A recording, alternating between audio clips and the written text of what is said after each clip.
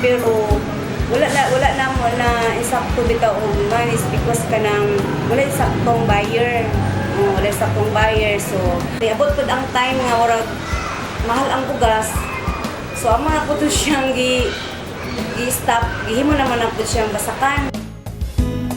This has been the sentiment of most of the coffee farmers in Maramag, Bukidnon for years. Before, coffee farmers had to travel to another town just to sell their produce to multinational coffee roasters. With the increasing demand for coffee, both in the domestic and international markets, as the second most consumed beverage after water, the Department of Agriculture Regional Field Office 10, through its High Value Crops Development Program, established a coffee roasting facility in Maramag, Bukidnon.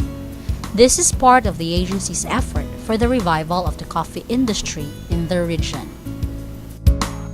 The Maramag Federation of Rural Improvement Club, which has 1,050 members, headed by its president Melda Paulican Mendoza, became the beneficiary of the collaborative project between the Department of Agriculture,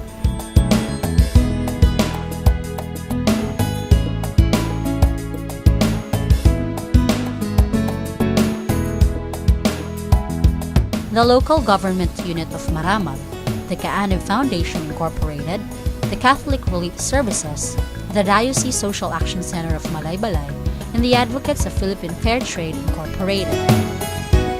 This was made possible with the department's aim of providing better economic opportunities among small coffee farmers and producers in the locality by adding value to their coffee produce, which in turn will boost the local economy, empower women, and promote the consumption of locally produced and processed brewed coffee. Bearing its brand name Kape Maramag, the MFRIC started their business operations on coffee roasting, grinding, and brewing in April 2012 with 100 kilograms of coffee beans, and as of September 2013, the facility has already processed a total of 1,271.10 kilograms of coffee beans. So far, dako na mo gross income. We started only 100 kilos of coffee beans, green beans. The coffee blends they are producing are sold at 350 pesos per kilogram, while its 250, 150 gram packs are sold at 125, 55, and 27 pesos respectively. Moreover, they also offer brewed coffee on cup at 10 to 15 pesos per cup. Wala ang traders mato dito ang kilo silang kape 50 to 60 ang kilo. Pero mato na gani ka sa Nestle kay by volume nito kanang tag 100 sacks ila 40 sacks mahal ang kilo, pero mo lagi na by volume ka mato Nestle kay sayang man ang imong transport pilay kung ano mo pamasay sa sako. Hindi sa Maramag wala mangantupan na. Usa nga nakita na ko nangutana dito diya kay kaplano man mo. Nakita ko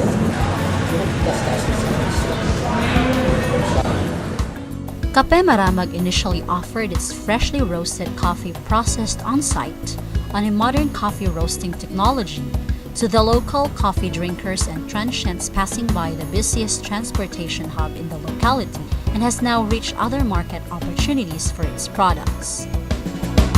Sa Gara, sa Manila, kami sa Cavite, Gamadalami, sa Palawan, tag 10 kilos, Cebu.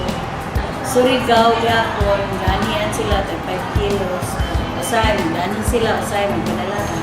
O sa Cotabato, every month, ang mga kwansan nga, bikan sa Reynaso, drop by kami, pa-reserve daan, pa-prepare daan para Canada.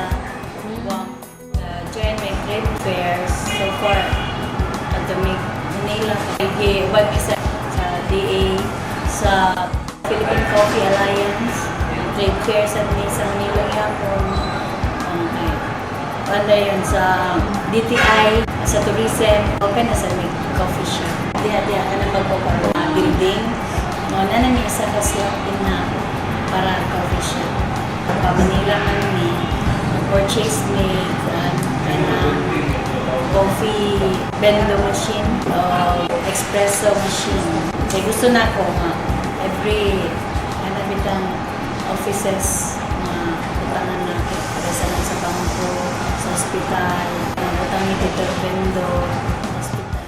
We encourage our members to plant coffee, even 20 years per members.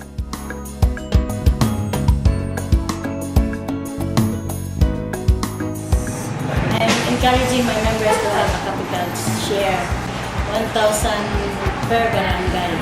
And in individual, I'm encouraging also to have 5 pesos per month. Halos almost half nasa among kuan ni hatag ng capital share. O sa among members, hatag usad sila. Napasalamat mi nga ang RIC Federation ang first na mga project. So, ako na magpasalamat kay aron sa madungaga na among kape nga na wala na mo na atiman na mo balik.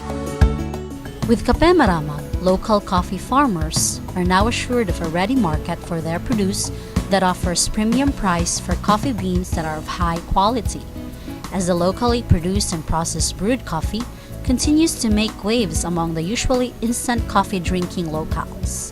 Truly, Kape Maramag is brewing the good beans for both coffee farmers and drinkers.